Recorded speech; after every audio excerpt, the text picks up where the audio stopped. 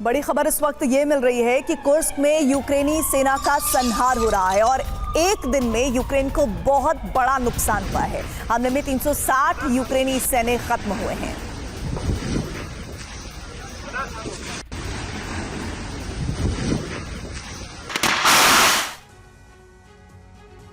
Ukraine से प्रतिशोध के बीच ही राष्ट्रपति व्लादिमीर पुतिन ने एक बार फिर बातचीत का दरवाजा खोल दिया है। पुतिन ने ट्रंप की तारीफ करते हुए कहा कि मुलाकात जल्द होनी चाहिए और इसमें यूक्रेन युद्ध का समाधान होना चाहिए। ट्रंप पहले ही युद्ध विराम के लिए प्रतिबद्ध हैं और पुतिन से बातचीत के संकेत मिलते ही यूक्रेन को हथियार सप्लाई बंद करने का ऐलान हो चुका है। अब यूक्रेन के सामने युद्ध में टिके रहना ही संकट बन गया है। ज़ेलेंस्की के सामने अब दो ही विकल्प हैं, या तो यूक्रेन सरेंडर करे या युद्ध विराम किया जाए। दोनों ही हालात पुतिन के लिए फायदेमंद है। देखिए पुतिन और ट्रंप का सीक्रेट समझौता क्या है और यूक्रेन का भविष्य क्या हो सकता है।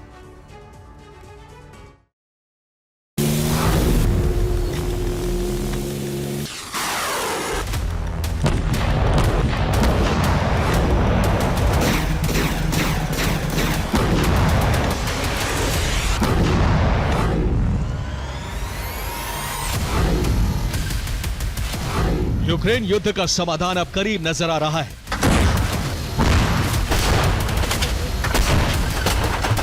लेकिन यह समाधान यूक्रेन की अखंडता बचा पाएगा या नहीं, पूरे यूरोप को इस पर संशय है।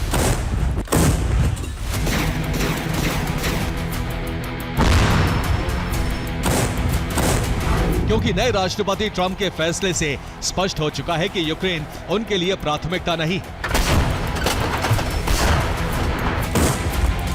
ट्रंप प्रशासन ने विदेशी सहायता कार्यक्रमों पर रोक लगा दी है। इसका मतलब है कि यूक्रेन को अब हथियार नहीं दिए जाएंगे। इसके साथ ही हथियारों के लिए रिजर्व फंड भी नहीं दिया जाएगा। बाइडेन प्रशासन की ओर से जारी यूक्रेन फंड में 380 करोड़ डॉलर अभी बाकी हैं। प्रेसिडेंशियल ड्रॉ डाउन अथॉरिटी के पास ये फंड मौजूद है। अब ये फंड भी यूक्रेन को नहीं दिया जाएगा।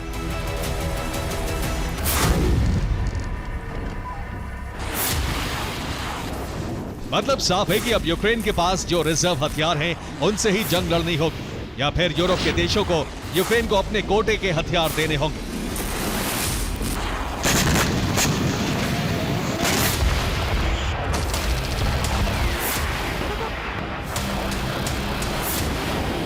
दोनों ही सूरत में यूक्रेन लंबे समय तक युद्ध में नहीं टिक पाएगा। ट्रंप के इस रुख को रूस का समर्थन माना जा रहा है। यूरोप के देश ट्रंप के फैसले से नाराज हैं। ट्रंप के इस फैसले से उत्साहित रूस के राष्ट्रपति ने उनकी खूब तारीफ की है। पुतिन ने कहा है कि ट्रंप से जल्द मुलाकात होगी। यूक्रेन युद्ध के साथ साथ पेट्रोलियम के दामों पर भी चर्चा की जाएगी।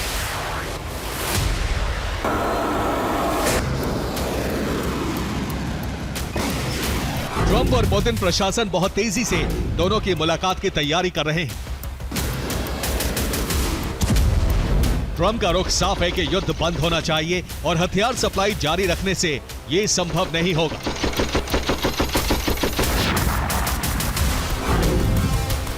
अब राष्ट्रपति ट्रंप ने भी कह दिया है कि ज़ेलेंस्की युद्ध विराम के लिए सहमत है। युद्ध के 3 साल पूरे होने को हैं। संभावना है कि 3 साल पूरे होने से पहले युद्ध विराम पर चर्चा शुरू हो जाए।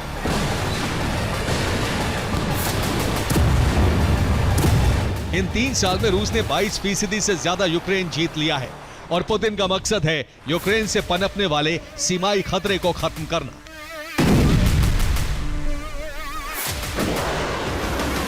इसीलिए माना जा रहा है कि ट्रंप रूसी शर्तों पर यूक्रेन को झुकाने के लिए हथियार सप्लाई बंद कर चुके हैं और संभव है कि पुतिन ट्रंप के बीच यूक्रेन को लेकर सीक्रेट समझौता भी हो चुका हो।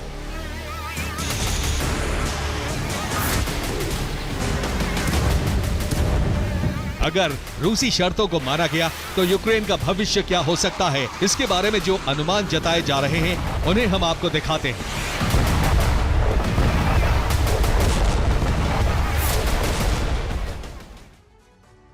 रूस पूर्वी यूक्रेन पर अब अपना कब्जा चाहता है। खास तौर से नीपर नदी के पूरे इलाके पर वो अपना अधिकार चाहता है, जिसमें कीव से लेकर खार्किव तक पूरा इलाका होगा, यानी कीव, चेरनिहिव, सूमी, फिर आगे खार्किव और उसके बाद पोल्टावा, लुहांस्क, डोनेस्क, ज़ेपोरिजिया और खेरसोन से आगे ओडेसा तक रूसी ध्वज लहराएगा, जो मैप में हल्के नीले रंग का नजर आ रहा है। दूसरा भाग है मध्य यूक्रेन होगा, जिसमें नीपर नदी से पश्चिम की तरफ का इलाका शामिल है। ये एक स्वायत्त देश बनेगा, लेकिन यहाँ रूस के प्रभुत्व वाली सरकार बनाई जाएगी। इसके बावजूद रूसी क्षेत्र से 20 किलोमीटर दूर तक नो मिलिट्री जोन तैयार किया जाएगा। तीसरा भूभाग पश्चिमी यूक्रेन का होगा। रूस इसे हमेशा विवादित हिस्सा रखना चाहता है। यूक्रेन के इस हिस्से पर पोलैंड, स्लोवाकिया, हंगरी और रोमानिया के दावे होंगे। यहाँ विवाद जारी रहेंगे।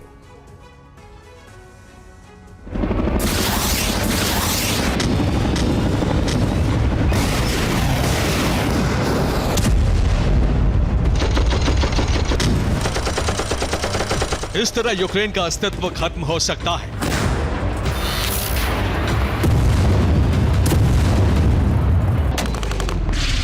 और अगर ऐसा हुआ तो यूरोपियन यूनियन के लिए सबसे बड़ा संकट होगा।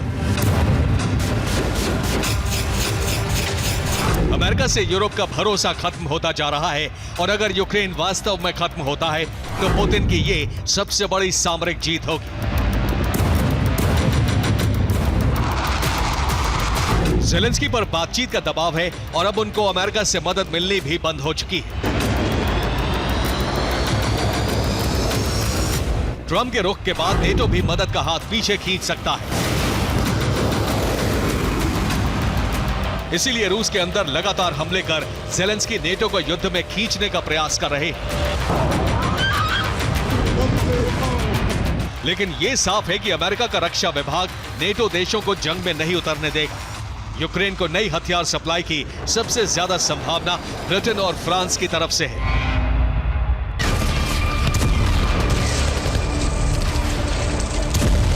लेकिन अमेरिका के नए रक्षा मंत्री को इसकी जिम्मेदारी सौंप दी गई है कि ट्रंप प्रशासन के दौरान यूरोप के सहयोगी इस युद्ध से दूरी बनाए रखें।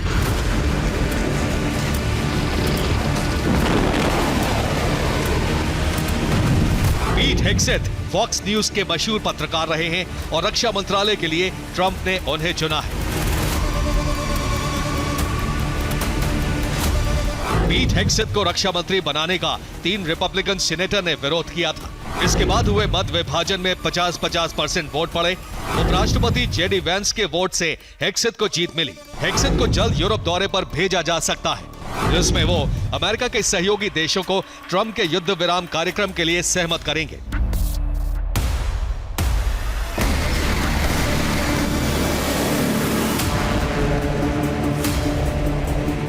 युद्ध विराम कराना ट्रंप की साख का सवाल हो गया है। अब वो किसी भी कीमत पर यह सिद्ध करना चाहते हैं कि वो युद्ध रुकवा सकते हैं,